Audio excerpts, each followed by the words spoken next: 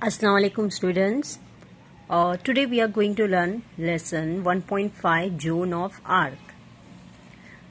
अब ये है कौन जोन ऑफ आर्क? ये लेसन जो है आपको एक स्किट में दिया हुआ है. Skit, you understand? Skit means जो ड्रामा टाइप हो या प्ले टाइप हो उसको स्किट कहा जाता है. ठीक है. अब ये जोन ऑफ आर्क है कौन? जोन ऑफ आर्क जो है इनको हीरोइन ऑफ फ्रांस ये टाइटल भी दिया जाता है. फ्रांस की हीरोइन, जैसे कि हमारे इंडिया में है ना झांसी की रानी फेमस, वैसे ही उनकी वहाँ पे बहुत ऑनर है, रिस्पेक्ट है. और इनका जो है एक्चुअल नाम, इफ़ यू गूगल सर्च तो आपको पता चलेगा कि इनका एक्चुअल नाम जो है gene D arc. Gene JEANNE gene D apostrophe arc, ये इनका फुल नेम था. This was the full name of zone of arc, लेकिन इनको शॉर्ट में है जो है जोन ही कहा जाता है. अब जैसा कि मैंने बताया कि उनको हीरोइन ऑफ फ्रांस कहा जाता है, तो ये जो स्किट है ना ये कौन से बैकग्राउंड में मतलब लिया गया है कि अभी आप हम लेसन के इंट्रो में देखेंगे कि इंग्लैंड और फ्रांस के बीच में जो है वॉर चल रही थी 14th सेंचुरी में. और जो ऑलमोस्ट 14th सेंचुरी से 15th सेंचुरी तक चली, एक बोलते ना पूरा 100 साल से पूरी सेंचुरी चली, इतनी लंबी वॉर थी.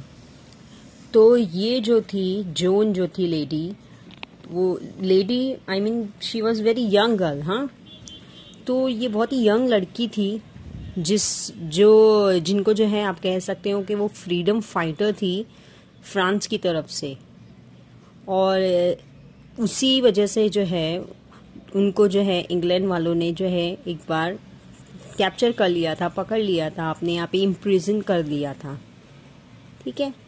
तो ये सारा बैकग्राउंड है, ये सिनेरियो है जिसमें ये स्किट जो है लिखा गया है. इसके लिखने वाले George Bernard Shaw is a very renowned name in English literature. Okay, so let's start. Warming up exercise दिए आपको. क्वेश्चन नंबर 1, जो भी इम्पोर्टेंट क्वेश्चंस रहेंगे will be doing. Weapons used in past and weapons use nowadays. 2 columns have been given, देख सकते हैं आप लोग. तो वेपन्स यू नो पास्ट में कौन कौन से वेपन्स यूज होते थे? Stones, bow, arrow, spears, swords, then catapult. समझते हैं आप लोग ना कि गुलेल जैसे कहा जाता है. तो ये सारे भी जो है वेपन्स हुआ करते थे. अच्छा, अब in the next column weapon use nowadays में आप लिख सकते हो है ना missiles, bombs, gun, tank, rifle, nuclear weapon, grenades, है ना. तो इसके अंदर आप जो है अपना भी जो आपको बहुत सारा जो वेपन्स पता हो गया आप डाल सकते हो. Let us proceed further. Question number 3 देखिए. Adding different preposition to the same action verb changes the meaning of the phrase thus formed. अब देखिए इसके अंदर जो है ना फ्रेजेस, एक्चुअली जिसको फ्रेज कहा जाता है. तो फ्रेजेस बेसिकली क्या होते हैं? एक वर्ब के अंदर, वर्ब के आगे जो है ना हम लोग सिर्फ प्रीपोजिशन चेंज करते हैं. जैसा कि देख सकते हो आप, ये चीज जो है लैंग्वेज स्टडी यानी ग्रामर से कनेक्टेड है. जैसे कि आपको दिया एग्जाम्पल दिया है कॉल आउट. कॉल आउट का मीनिंग दिया है announce. Call at, visit, call for summon, है ना, समन मतलब बुलाना. Call up, make a telephonic call. Call off, cancel. ये out, at, for, up, off, ये सारे प्रीपोजिशंस हैं. तो इनको जो है कहा जाता है फ्रेजल वर्ब, है ना. क्या कहा जाता है? Phrasal verb. तो ये ऐसे फ्रेजेस है कि जिसमें प्रीपोजिशन के चेंज करने से न्यू फ्रेजेस फॉर्म होते हैं और ये वर्ब के ऊपर ही बेस्ड होते हैं. अब नीचे जो आपको दिया है, guess the difference in the meaning of underline phrases, he promised to look into the matter. यहाँ पे to look into का मीनिंग क्या है ये आपको बताना है? तो टू लुक इनटू का मीनिंग क्या होता है? इन्वेस्टिगेट. क्या है? इन्वेस्टिगेट. टू लुक फॉर मतलब क्या? To search. I shall look forward to your arrival. Look forward का मतलब क्या होता है? Await eagerly. क्या मीनिंग होता है? Await eagerly. नेक्स्ट देखिए, an epidemic of cholera broke out in the village. Broke out का मीनिंग क्या होगा? Started suddenly. ब्रोक आउट का मीनिंग क्या होगा? Started suddenly. Next, the thieves broke into the locked house. The thieves broke into का meaning आप क्या लिखेंगे? Entered illegally and forcibly. entered illegally and forcibly. Next, they broke up their friendship. Broke up, ended. Right? Question number 3A.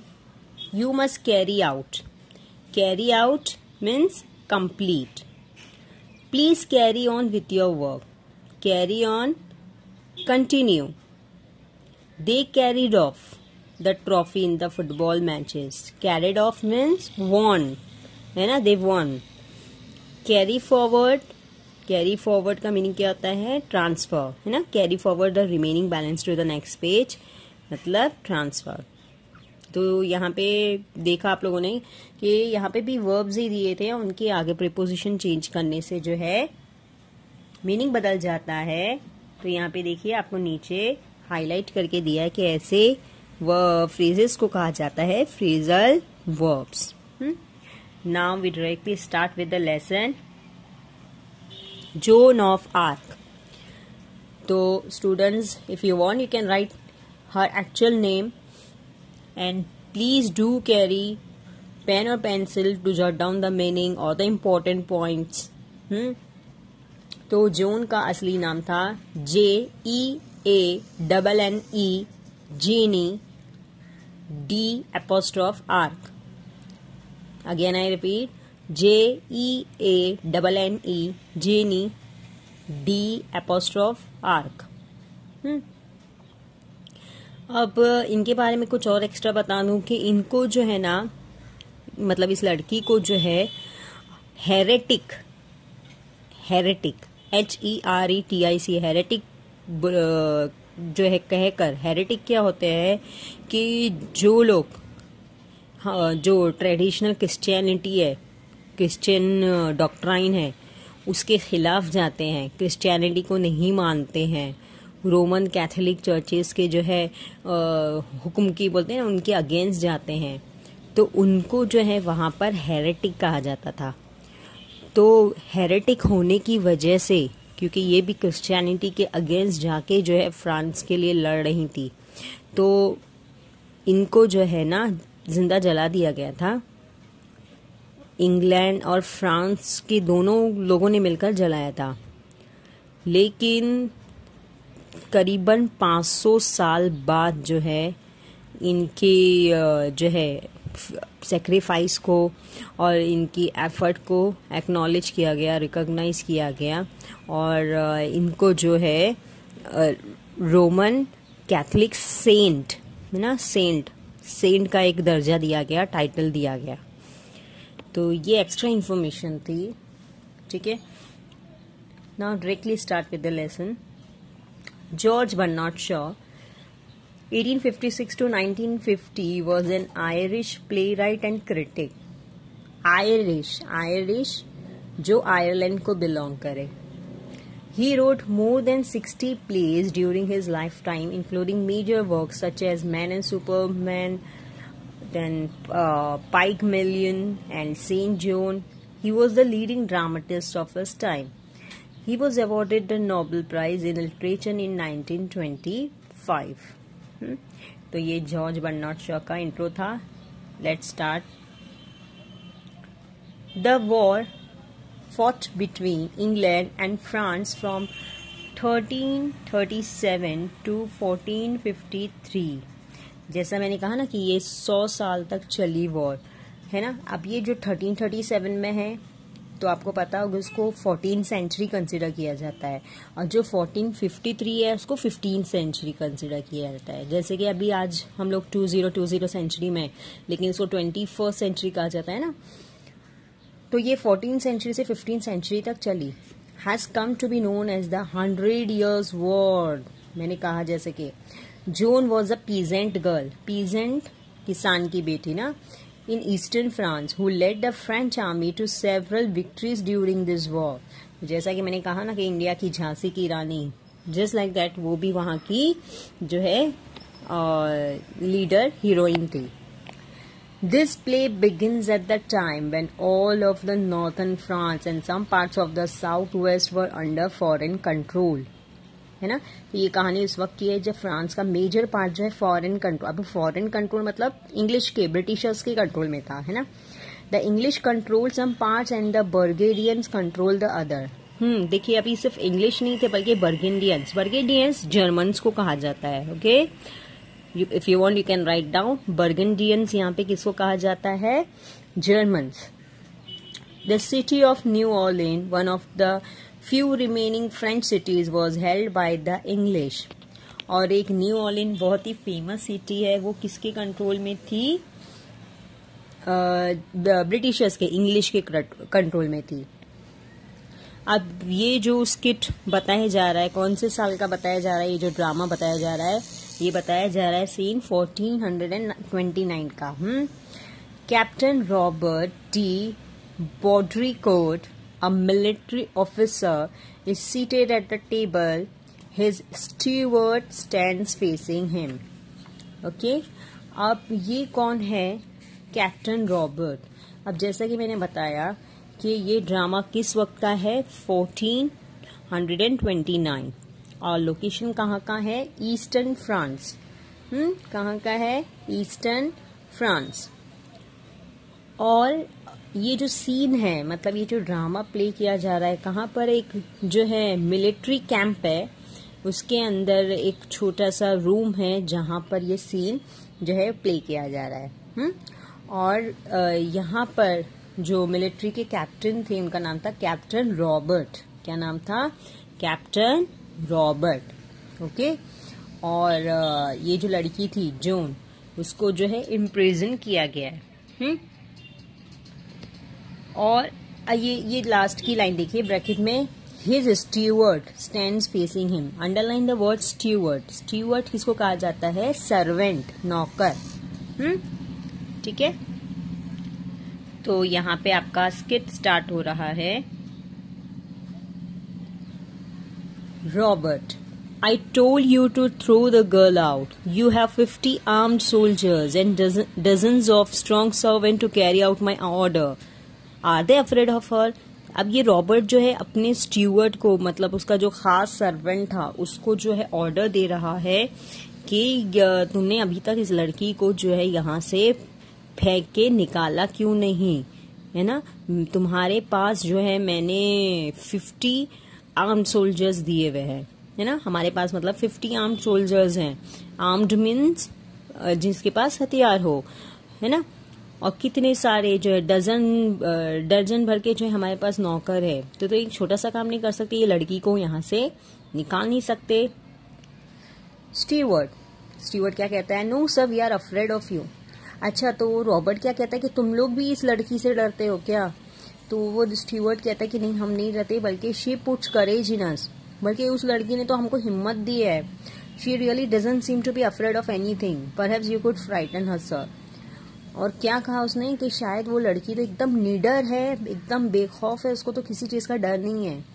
Perhaps you could frighten her sir. Perhaps, may be, शायद, है ना, हो सकता है कि सर आप उसको डराने में कामयाब हो। Robert grimly, underline the word grimly. Grimly means seriously. Grimly means seriously. Perhaps, शायद, हो सकता है कि मैं उसे डरा पाऊं। ठीक है, उसे लेकर आओ। Where is she now? तो स्टीवर्ड आंसर देता है डाउन इन द कोर्टयार्ड, है ना, वो नीचे ही बरामदे में खड़ी है. Robert goes to the window and asks the soldier to send the girl up, ना, तो खिड़की से झांक कर देखता है रॉबर्ट. रॉबर्ट में वापस बता दूं कौन है, ये मिलिट्री का कैप्टन है. The girl enter, she is a well build strong country girl. Country मतलब विलेज, है ना, कंट्री गर्ल विलेज, गांव में रहने वाली लड़की दिख रही है, 17-18 साल की. The squire's glare neither frightens her nor stops her. Underline the word squire. देखिए साइड में आपको ग्लॉसरी में मीनिंग दिया है. स्क्वायर, स्क्वायर का मीनिंग क्या दिया है, a person of high rank. अब क्या मतलब, जैसे वो उर्दू में लफ्ज होते हैं ना कि जो बादशाह होते थे, किंग होते थे, उनके लिए जहां पना, लाइक जैसे वर्ड यूज किए जाते हैं, तो ये स्क्वायर का मतलब वही है. तो यहाँ पे अभी जहां पना कौन थे, है ना, मतलब स्टेटस में सबसे बड़ा कौन था, यही कैप्टन रॉबर्ट. तो कैप्टन रॉबर्ट की ग्लेयर, ग्लेयर मतलब क्या, नजर, है ना, तो उसकी नजर से ना तो वो डरी ना तो वो रुकी. शी स्पीक्स कॉन्फिडेंटली, है ना, बड़ी कॉन्फिडेंस के साथ वो बात कर रही थी. अब ये जून की एंट्री हुई. Good morning captain square.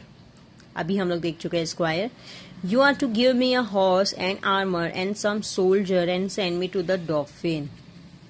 देखिए इसे कहते हैं हिम्मत, है ना, दुश्मन के बोलते हैं ना मिलिट्री कैंप में खड़ी है और क्या कह रही है कि आपको मुझे क्या क्या देना है, आप मुझे घोड़ा दीजिए, एक आर्मर दीजिए.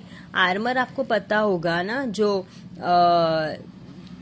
मतलब प्रोटेक्टिंग, दुश्मनों के हमलों से जो है प्रोटेक्ट करने के लिए जो शील्ड पहनी जाती है. देखिए आपको दिया है प्रोटेक्टिव क्लोथिंग ऑफ मेटल और leather worn in battles by soldier in former times, है ना, जो लोग पहनते थे, है ना, कवरिंग पहनते थे, या तो मेटल की होती थी, यूजुअली मेटल की होती थी, तो वो भी आपको देना है. And some soldiers and send me to the dolphin. और ये सब देकर आप मुझे कहाँ भेजोगे, डॉल्फिन भेजोगे. ठीक है, next page. Robert, this girl is mad, why didn't you tell me so you blockhead. Blockhead का देखिए आपको ग्लॉसरी में मीनिंग दिया है. देखिए अ स्टूपिड पर्सन, है ना. तो अब वो स्टीवर्ट को क्या कह रहा है रॉबर्ट, कि ये लड़की तो पागल है ना. क्या कह रहा है, ये लड़की तो पागल है, तुमने मुझे बताया क्यों नहीं कि ये लड़की क्या है, पागल है ना. ऐसा क्यों कह रहा है, क्योंकि ये लड़की की हिम्मत तो देखिए, उसकी जुर्रत तो देखिए, क्या कि दुश्मन के मिलिट्री कैंप में खड़े होके जैसे घोड़े, आर्मर, न जाने क्या क्या डिमांड कर रही है, तो ये जरूर पागल ही है. स्टीवर्ट क्या उसे आंसर देता है, sir do not anger her, give her what she wants. देखो स्टीवर्ट है किसका सर्वेंट, रॉबर्ट का ना, कैप्टन रॉबर्ट का, है ना. लेकिन वो अपने कैप्टन से क्या कह रहा है कि सर उसको गुस्सा मत दिलाओ, वो लड़की को, वो 17-18 साल की लड़की को गुस्सा मत दिलाओ. Give her what she wants, जो चाहिए इसको सर प्लीज दे दो. यानी देखो कि उसका मतलब खौफ कितना है ना, कि लोग उससे मतलब इतनी है वो 17-18 साल की लड़की, लेकिन उसका इतना रौब है कि हर कोई जो है उससे डरता है. रॉबर्ट क्या कह रहा है Robert, I shall send you back to your father with orders to put you under lock and key. तो वो जून से कहता है कि मैं जो है तुमको तुम्हारे डैडी के पास भिजवा दूंगा, to put you under lock and key, कि तुमको भी ताले चाबी में बंद करके रखे. ठीक है. John, you think you will, क्या आपको लगता है आप ऐसा करोगे, स्क्वायर जहां पना, but it won't happen that way, लेकिन ऐसा नहीं होने वाला. You said you would not see me but here I am. तुमने तो एक टाइम ये भी बोले थे कि तुम तो मेरी शक्ल नहीं देखोगे, लेकिन देखो आज देख रहे हो. देखे ये लड़की की मतलब बोलते ना, she was so fearless, she was so outspoken, है ना. शी डजंट मतलब she doesn't care, she doesn't fear हुम शी इज टॉकिंग टू. उसको कोई वो इस बात का डर नहीं कि किसके सामने बात कर रही है. Robert, so you are assuming that I will give you what you want. Okay, assuming, taking for granted, है ना. अज्यूम करना, यू नो दैट कि तुम ये इमेजिन कर रही हो या मुझे इतना ग्रांटेड ले रही हो, इतना हल्के में ले रही हो कि मैं तुमको जो तुम बोलोगी वो मैं तुमको दे दूंगा. John, yes square continues busily. A horse will cost 16 francs. It is a big amount of money, but I can save it on the armor.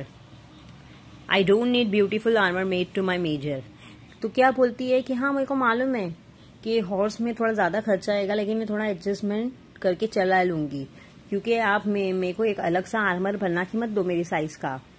I can find a soldiers armour that will fit me well enough. कि किसी भी soldier का armour रहेगा मैं उसे काम चला लूंगी. I shall not want many soldiers. और हाँ मेरे को मेरे साथ जो है सोल्जर्स भी भेजना, थोड़े बहुत सोल्जर भेजेगी चलेगा, ज्यादा सोल्जर की जरूरत नहीं है.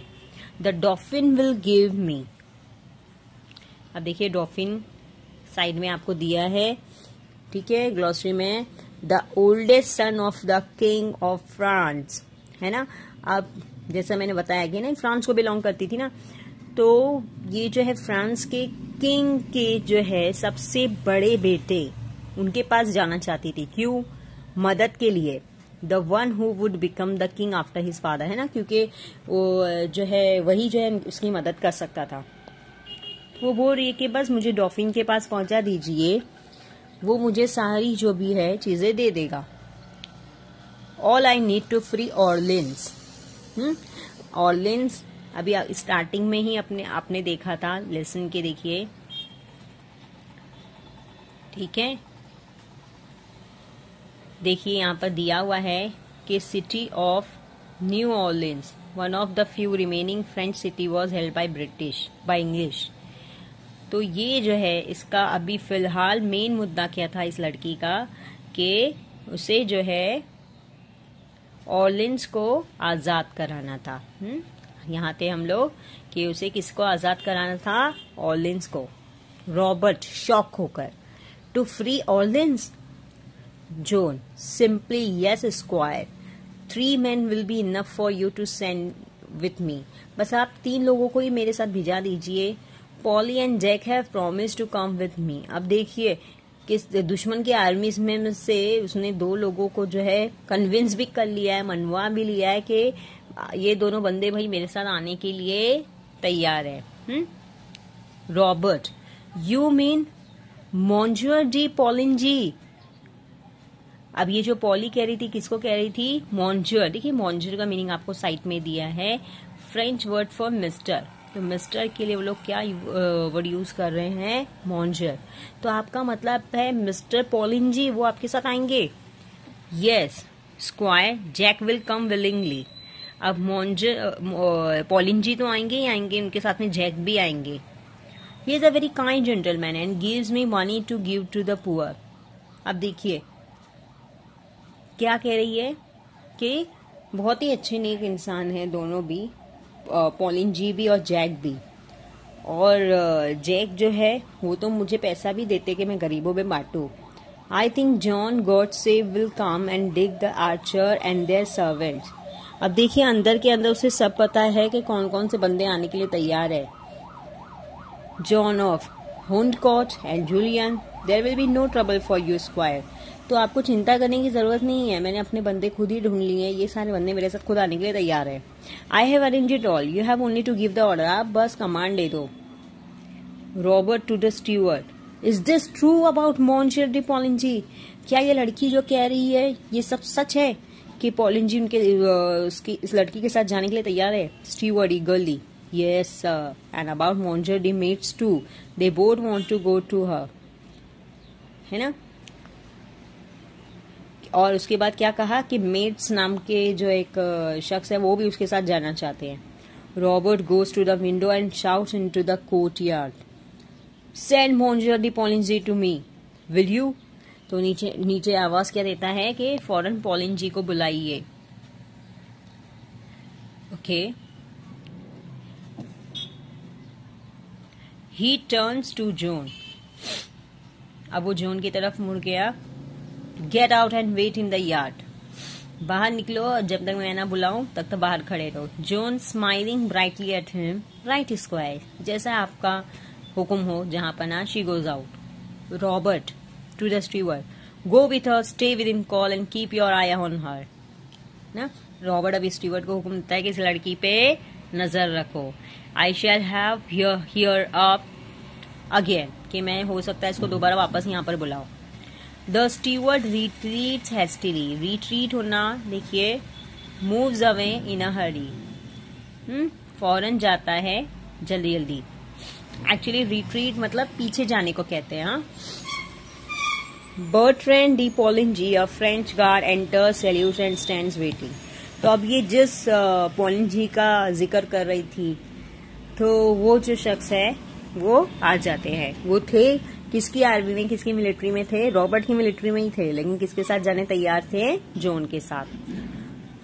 अब रॉबर्ट क्या कहता है?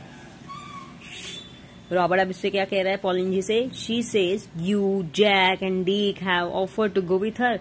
ये आप लोग सब जो है मिला के जो है जॉन के साथ जाने के लिए तैयार हो? What for? क्यों? Do you take her crazy idea of going to the Dauphin seriously? क्या तुम भी उसकी पागलमती को सही समझ रहे हो कि वो डॉल्फिन के पास जाएगी, मदद मांगेगी? पोलिंजी स्लोली। अब पोलिंजी क्या बोलता है? There is something about her, इस लड़की में कुछ तो बात है। It may be worth trying, कम से कम उसको ट्राई करने दे।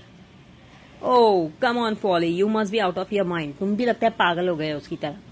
पोलिंजी अनमूव्ड। तो पोलिंजी अपनी जगह से हिलता नहीं है। What's wrong with it? The Dauphin is in Chinon like a rat in a corner, except that he won't fight. The dolphin is in Chinon. देखिए शिनॉन क्या है? One of the cities in France where royal family resided during the 100-year war. The dolphin took refuge in Chinon. है ना? ये France की एक city है जहाँ पे लोगों की शाही फैमिली जो है रह रही थी, और खासतौर से जब से ये वॉर चल रहा था तो डॉल्फिन ने यहाँ पर जाकर पनाह ली थी। है ना? डॉल्फिन कौन था? फ्रांस के राजा का सबसे बड़ा बेटा, है ना? तो वो तो वहां पे जाकर छुपा है ना, जैसे कि कुछ चूहे बिल में छुप जाते हैं। तो वो तो लड़ने से रहा। The English will take all lens, he will not be able to stop them, है ना? तो वो तो लड़ने से रहा, तो जाने दीजिए ना उस लड़की को। वो चले भी जाएगी तो अच्छा है, हमारे रास्ते का रुकावट, कहते हैं ना, रास्ते की रुकावट हट जाएगी, हम इजीली जो न्यू ऑर्लियंस सिटी को कैप्चर कर लेंगे। Robert, he beat the English the year before last at Montargis, I was with him. लेकिन रॉबर्ट कहता है कि उसको अंडर एस्टिमेट मत करो डॉल्फिन को, उसने जो है इंग्लिश को, ब्रिटिशर्स को हराया था, हम लोगों को हराया था लास्ट टाइम में, और उस वक्त मैं भी था। Poulengey, but this his men are cowed. Cowed का मीनिंग देखिए क्या लिखा है? फ्राइटेंड। लेकिन क्या कहता है कि अब की बार जो है उसके आदमी काफी डरे हुए हैं। And I tell you that nothing can save our side now but a miracle. और क्या कहता है कि अभी अगर हमको अपने फेवर में कुछ अच्छा करना है तो हमको ये मिरेकल देखना ही होगा। मिरेकल देखना होगा, है ना? ये लास्ट मिरेकल, यानी हमको ये चांस लेना ही पड़ेगा, रिस्क लेना ही पड़ेगा कि हमको जून को जब भेजना पड़ेगा। Robert, miracles are all right Polly, the only difficulty about them is that they don't happen nowadays. तो ये जो मिरेकल्स, करिश्मे कहे जिसे कहते हैं, तो आजकल बहुत ही कम होते हैं, ऐसा रॉबर्ट कहता है। Poulengey, I used to think so, I am not so sure now, there is something about her. लेकिन उस लड़की में कुछ तो बात है। I think the girl herself is a bit of miracle. Anyhow, this is our last chance. Let's see what she can do. तो जाने दीजिए इसको, देखते हैं ना क्या करती है। रॉबर्ट, वेवरिंग, है ना?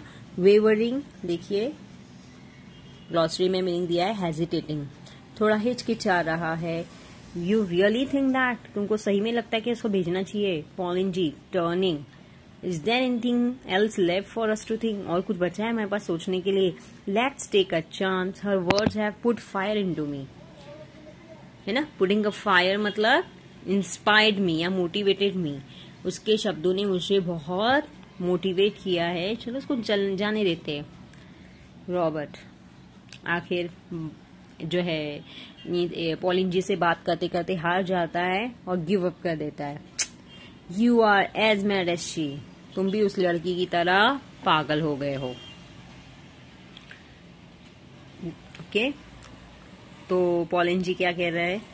ऑब्स्टिनेटली, look the meaning is given in the glossary. Obstinately in a stubborn and firm manner, यानी क्या? जिद करना। पॉलिन जी जिद कर रहा है। We want a few mad people ना, अभी हम लोगों को पागल लोगों की ही जरूरत है ना? बोलते ना, जब तक दिमाग में जुनून ना हो तब तक जो है हम कोई मकसद हासिल नहीं कर सकते। See where the same ones have landed us.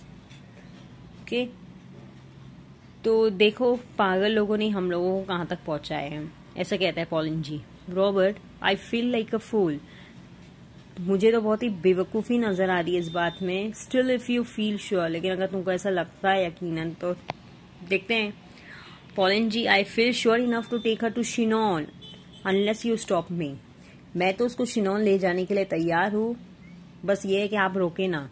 Robert, do you think I ought to, देखिए underline this word ought to. Ought to is an old English word for should, है ना? आप उसको अंडरलाइन करके शुड लिख लीजिए। Ought to को underline करके शुड लिख लीजिए।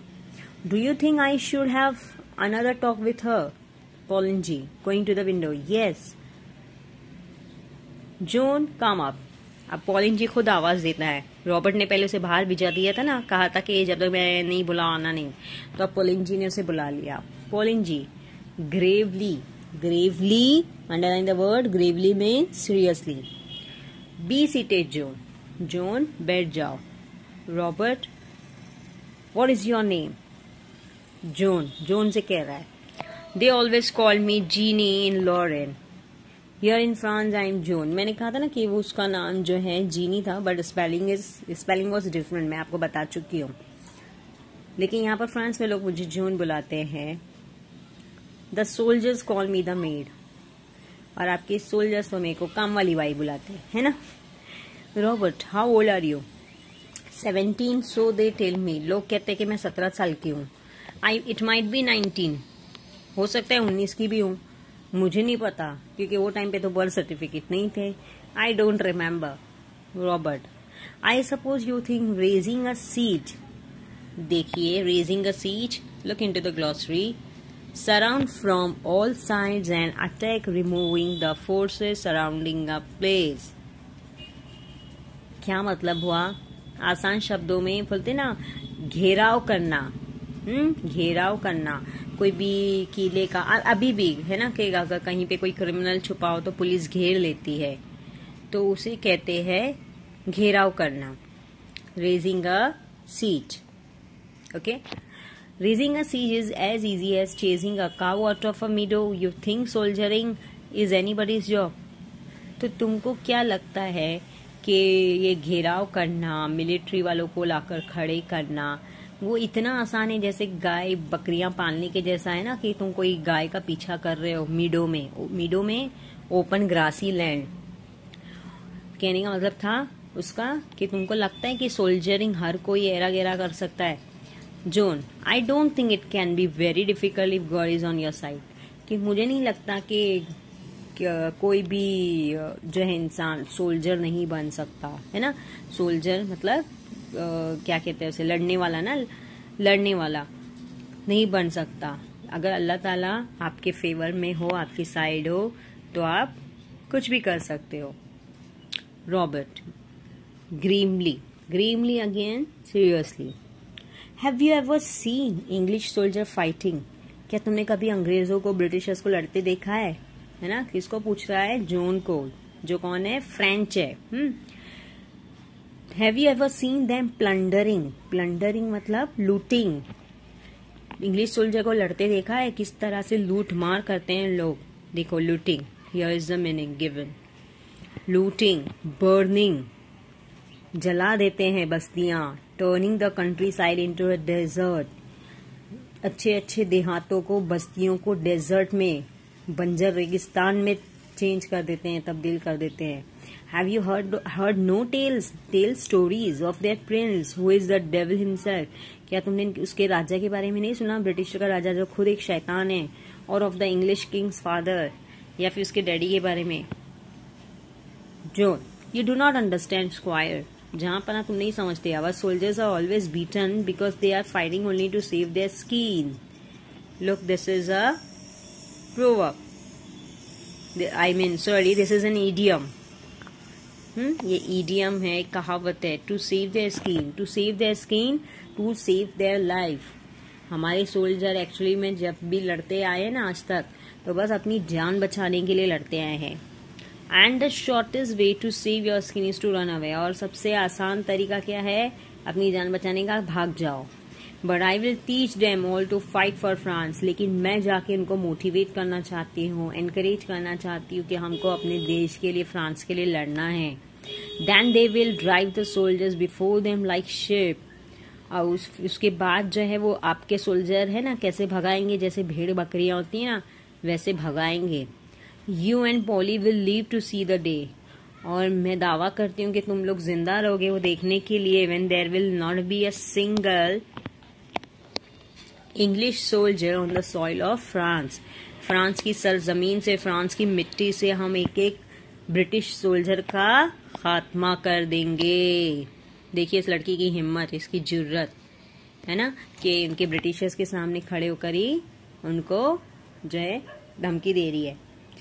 Robert to Poulengey ji, this may all be nonsense Poulengey, है ना. मुझे लगता है अब ये पॉली मीन्स पॉलिन जी ना, वो भी वहीं खड़ा था, तो क्या कहता है उससे कि मुझे लगता है लड़की बकवास कर रही है. बट द ट्रूप्स मतलब क्या? ग्रुप ऑफ मिलिट्री आर्मी ना, मिलिट्री वालों का जो छोटा सा ट्रूप रहता है, छोटी सी टुकड़ी रहती है, सो ट्रूप कहा जाता है. But the troops might just be inspired by it, though nothing that we say seems to put any fire into them. क्या बोलता है कि हो सकता है कि मिलिट्री वाले इससे इंस्पायर हो जाए, लेकिन मुझे तो उसमें कोई जो है ऐसी बोलते ना चिंगारी लगाने वाली या आग लगाने वाली चीज नहीं दिखाई देती. Even the Dauphin might believe it. हो सकता है डॉल्फिन भी इस पे भरोसा करे. And if she can put some fight into them, she can put it into anybody. और क्या बोलता है कि डॉल्फिन तो इतना बुज़दिल है कि अगर उसने, ये लड़की ने अगर उसको इंस्पायर कर दिया, तो हो सकता है कि वो किसी को भी इंस्पायर कर सकती है अगर उसने डॉल्फिन को कर दिया. मतलब डॉल्फिन इतना निकम्मा है, इतना बुज़दिल है ना, कि वो किसी काम का नहीं है, ऐसा जता रहा था. Robert turning to Joan, now you listen to me and don't cut in before I have time to think. क्या कहता है अभी ये लड़की से? पहले वो पॉलिन जी से बात कर रहा था, अभी लड़की से बात कर रहा है. Your orders are that you are to go to Chinon under the escort of this gentleman and 3 of his friends. अब क्या कहता है कि ठीक है, तुम्हारे कहे मुताबिक मैं तुमको शिनोन भिजवाने के लिए तैयार हूँ. Under the escort of, escort करना, ड्रॉप करना है ना, एस्कॉर्ट करना, ड्रॉप करना. जैसे बच्चे बोलते हैं ना, स्कूल जो है स्कूल छोड़ने के लिए इनको वैन ड्रॉप करती है, तो ड्रॉप की बजाय हम लोग एस्कॉर्ट वर्ड यूज कर सकते हैं. तो तुम इस पॉलिन जी के साथ और बाकी के 3 लोगों के साथ जो है वहां पर जाओगी. जोन, रेडियंट, रेडियंट मतलब शाइनिंग है ना, उसका फेस चमक उठता है. क्लैस्पिंग हर हैंड्स, क्लैस्पिंग मतलब है ना अपनी उंगलियां जो एकदम मजबूत पकड़ लेती है, मुट्ठी बांध लेती है. ओ थैंक यू सर, आपका बहुत बहुत शुक्रिया. जहां पर ना Poulengey ji, how is she to get into the royal presence. अब पॉलिन जी क्या बोलता है इसको, how is she to go into the royal presence. अब ये रॉयल प्रेजेंस में कैसे जाएगी? रॉयल प्रेजेंस में मतलब थोड़ा शाही तरीके से इसको भिजवाना चाहिए, ऐसा पॉलिन जी कहता है. Robert, I don't know how did she get into my presence. जिस तरह से यहाँ पर आई है ना, उसी तरह से डॉल्फिन के पास जाएगी, है ना. उसके लिए ढोल ताशे वाशे की जरूरत नहीं है. I will send her to Chinon and she can say I sent her. है ना, सीधा सीधा शिनॉन जाए और वहां पे कहे जाके कि मैंने भेजा है। किसने भेजा है? कैप्टन रॉबर्ट ने। Then let come what may, I can do no more. Let come what may मतलब लेट एनीथिंग हैपन, फिर जो होता है देखा जाएगा, है ना। लेट कम वॉट में मतलब जो होगा देखा जाएगा। I can do no more, अब मैं इससे ज्यादा नहीं कर सकता। Joan. And the dress, I may have a soldier's dress. Squire, क्या मैं किसी सोल्जर का ड्रेस पहन लूं? Robert, take what you please, जैसी तुम्हारी इच्छा, तुम जो पहनना है पहनो। I wash my hands off it. Washing hands off it मतलब क्या?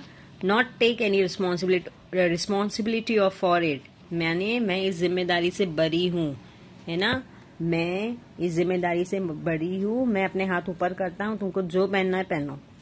Zone, wildly excited by her success, अब एकदम खुश हो जाती है कि उसे बहुत बड़ी कामयाबी मिली, क्योंकि उसने पहले पॉलिन जी को कन्विंस किया, इस तरह से कन्विंस किया कि पॉलिन जी को रॉबर्ट को कन्विंस कराना ही पड़ा। Come Polly, she dashes out, runs out. Robert, shaking Poulengey's hand, goodbye old man, I am taking a big chance. अब ये रॉबर्ट जो है आखिरी में जाते हुए बोल रहा है पॉलिन जी को कि ये सब मैं तुम्हारे कहे के ऊपर, तुम्हारे अल्फाज के ऊपर जो है मैं इसको भिजा रहा हूँ और बहुत बड़ा चांस ले रहा हूँ। Few other men would have done it, but as you say there is something about her. क्या कह रहा है? Few other men would have done it, अगर दूसरे लोग भी होते तो शायद यही करते, क्योंकि तुमने कहा था ना कि इसके अंदर कोई ना कोई खास बात है। Pollen ji, yes, there is something about her. Goodbye. Written by George Bernard Shaw. So here we end up the lesson. I hope you understood the lesson. Now we will just go through the important questions. हम देखते चलेंगे कि जिसके exam में आने के chances हैं. Okay. So here we begin with English workshop. Okay. ये जो है आप read the extract from the George Bernard, ये जीबी मतलब George Bernard Shaw's play on Joan of Arc and fill the tree diagram. अब आपको बताने Joan of Arc, setting, period, location, मतलब कि ये जो ड्रामा या स्किट लिखा गया है तो ये इसकी सेटिंग मतलब कौन से पीरियड में। सो राइट डाउन 1429। कौन से इसमें ईयर में लिखा गया ये, मतलब कौन से सीन को प्रेजेंट करता है, कौन से ईयर को प्रेजेंट करता है ये 1429। अगर आप लेसन की स्टार्टिंग में देखो ये दिया है। लोकेशन क्या है? Eastern France. लोकेशन क्या है? Eastern France. Scene of the given play, अभी यहाँ पे सीन कौन सा चल रहा है इस प्ले में? Write down a room in a house at a military camp. A room in a house at the military camp. Characters कितने आएंगे इसमें? इस प्ले में कितने कैरेक्टर्स आए हुए हैं, कितने रोल्स आए हुए हैं? 4 लोगों के रोल्स हैं। एक तो है जॉन, दूसरा रॉबर्ट, स्टीवर्ट और पोलिन जी, है ना। जॉन, रॉबर्ट, स्टीवर्ट और पोलिन जी। Okay, all right. अब इसका main plot, okay, main plot मतलब ये जो है स्किट किस मुद्दे पर लिखी गई है ना, क्या टॉपिक पे लिखी, क्या कहानी का प्लॉट समझते हैं ना आप लोग, की स्टोरी मतलब मेन थीम क्या है। तो राइट डाउन ये किस बारे में है कि किस तरह से जॉन जो है कन्विंस करती है ना रॉबर्ट को, है ना। कन्विंस करने के लिए एक और वर्ड है, एक और शब्द है, वो है परसुएड, PERSUADE। परसुएड का मतलब भी क्या होता है? कन्विंस करना। तो राइट डाउन मेन प्लॉट में आएगा how John persuades squire Robert to give her what she wants and permit her to go to meet the dolphin. Again I repeat, how Joan persuades Squire Robert to give her what she wants and permit her to go to meet the dolphin. है ना। तो यही दो main चीजें रहती है ना कि वो कन्विंस करती है सर रॉबर्ट को कि इसको जो भी चाहिए घोड़े आर्मर वगैरह वो दे दे और उसको परमिशन दे डॉल्फिन जाने के लिए। Alright, okay, now we are just going through the important questions.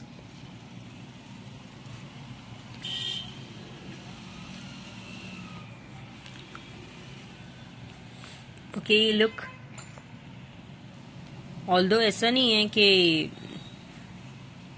The questions that we are discussing are only important, ऐसे बिल्कुल भी नहीं है, but you know I am trying to complete vocabulary sort of questions and bit language study related questions.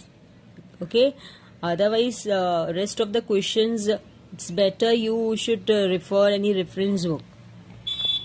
Okay, देखिए यहाँ पर here is the question number 5. Using a dictionary find the difference between the following pairs of phrases. अब देखिए starting में भी हमने देखा था कि बस एक प्रीपोजिशन को चेंज करने की वजह से किस तरह से मीनिंग चेंज हो रहा था, तो यहाँ पर भी वही चीज है और आपको सेंटेंस बनाना है। ये इस टाइप के क्वेश्चन आपको लैंग्वेज स्टडी में आ सकते हैं। हाँ, तो मैं बस आप लोगों को यहाँ पर मीनिंग बता दे रही हूँ, तो आई होप कि आप लोग सेंटेंस तो बना पाओगे। तो कट इन का मीनिंग क्या होता है? इंटरप्ट करना, है ना। जैसे कि मैं सिर्फ इसका एक एग्जाम्पल दे दूं कि जब कहा जाता है ना बड़ी बात कर रहे हो तो छोटों को इंटरप्ट नहीं करना चाहिए, है ना। The younger one should not cut in when elders talk, ये एक एग्जाम्पल दिया मैंने, आप जो चाहे बना सकते हो। या फिर students should not cut in when teacher talks, है ना। ठीक है, next cut out. Cut out का मतलब लिखिए रिड्यूस्ड, रिड्यूस और स्टॉप समथिंग, reduce और stop something। जैसे कि कोई चीज को कम करना, है ना, जैसे नॉइस पॉल्यूशन को कम करना, या फिर जैसे कह सकते हैं वाटर पॉल्यूशन कम करना। Okay, for example take water pollution कम करना। वाटर पॉल्यूशन हम कैसे कम कर सकते हैं कि हम जो है फैक्ट्रीज को अपना जो है ना वेस्ट मटेरियल है वो वहाँ पे डिस्पोज करने से रोके, है ना। तो हम लिख सकते हैं कि stopping factories from disposing their waste material into the river में cut out water pollution. Okay, next be held by. Be held by का मीनिंग है बिफोर, उसका मीनिंग है before. Okay, be held up, इसका मीनिंग है delayed, delayed late होना। Run away, run away का मतलब है एस्केप, भाग जाना, है ना। रन फॉर, रन फॉर मतलब लिखिए to compete in an election, किसी चीज के लिए कम्पीट या कॉम्पीट एक्चुअली जिसे कहा जाता है कॉम्पिटिशन, कॉम्पीट करना, to compete in an election। Next, be known as, उसका मीनिंग लिखिए to be called as। be known for, उसका मतलब be famous for। go with, लिखिए suit each other। go with, suit each other। go after, follow। go after, follow। put fire into करना, put fire into का meaning लिखिए inspire या motivate. Put fire out, extinguish, है ना, आग बुझाना, extinguish, EXTINGUISH। Okay, तो मैंने मीनिंग बता दिए, तो एटलीस्ट आई होप कि आप जो है इसका जो है सेंटेंस बना सकते हो। स्टार्टिंग के 1-2 सेंटेंस मैंने आप लोगों को बता दिए। Alright students, now let us proceed further।